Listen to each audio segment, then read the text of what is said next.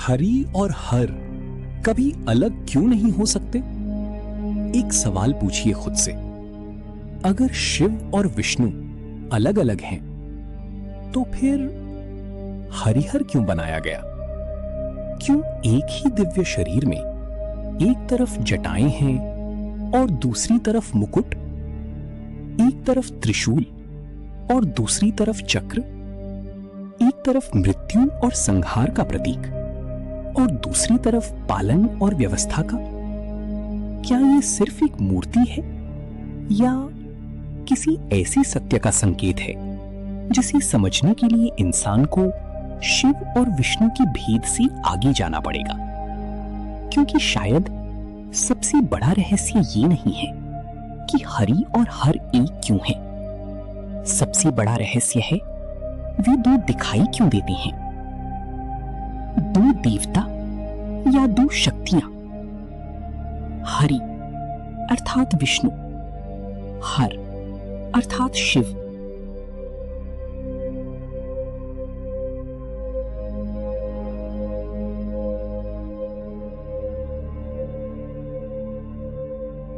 हिंदू परंपराओं में दोनों की अपनी महान पहचान है।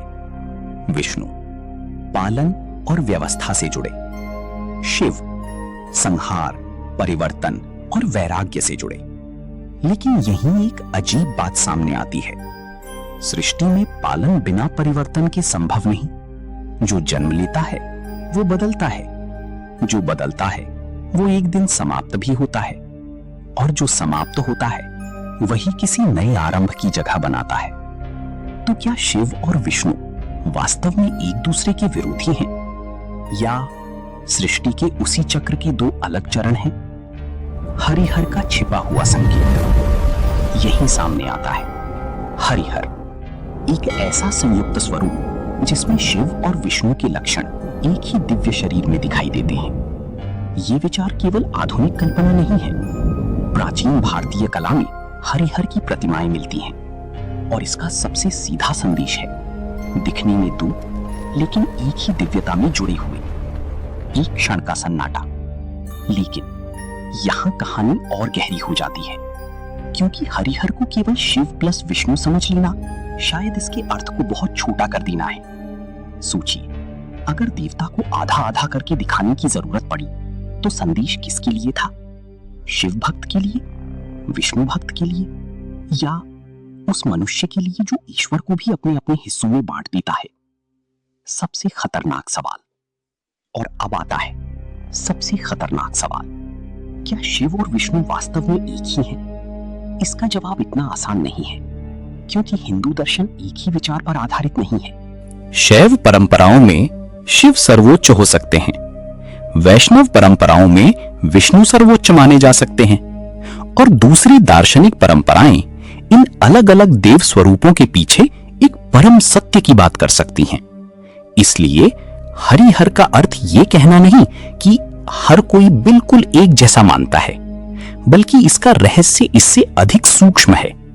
भक्ति के मार्ग अलग हो सकते हैं, लेकिन दूसरे मार्ग को झूठा मानना आवश्यक नहीं। और शायद यही बात हरिहर की सबसे असहज करने वाली शिक्षा है। लेकिन फिर ये दो क्यों? एक सवाल और, अगर अंतिम सत्य एक हो सकता है तो फिर इतने सारे रूप क्यों? शिव क्यों, विष्णु क्यों, शक्ति क्यों, निराकार ब्रह्म क्यों?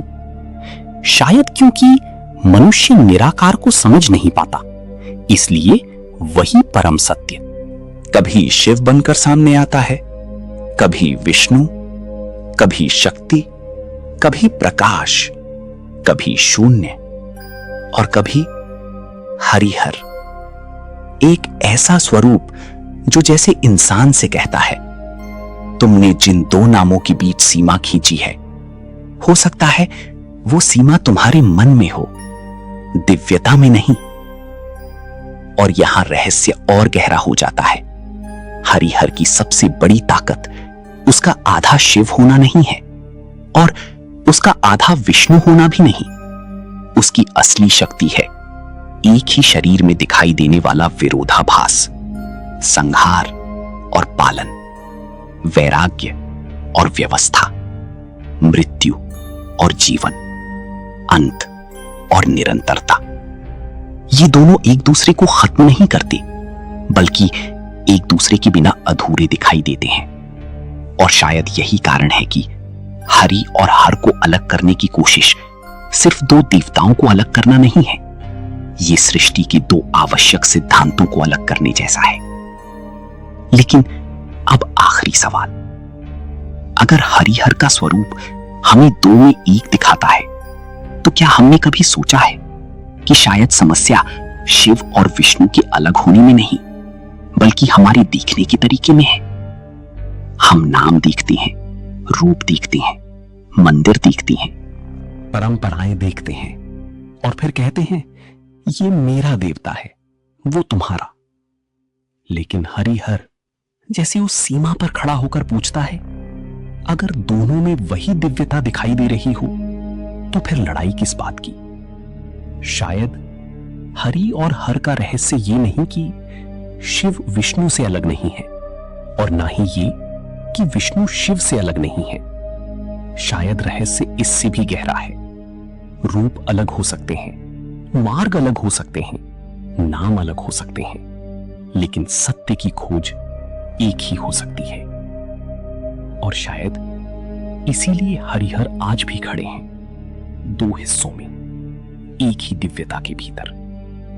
ओम नमो शिवाय। ओम नमो भगवते वासुदेवाय। अगली बार जब शिव और विष्णु को देखो, खुद से पूछना, क्या तुम दो रूप देख रहे हो या एक ही रहस्य?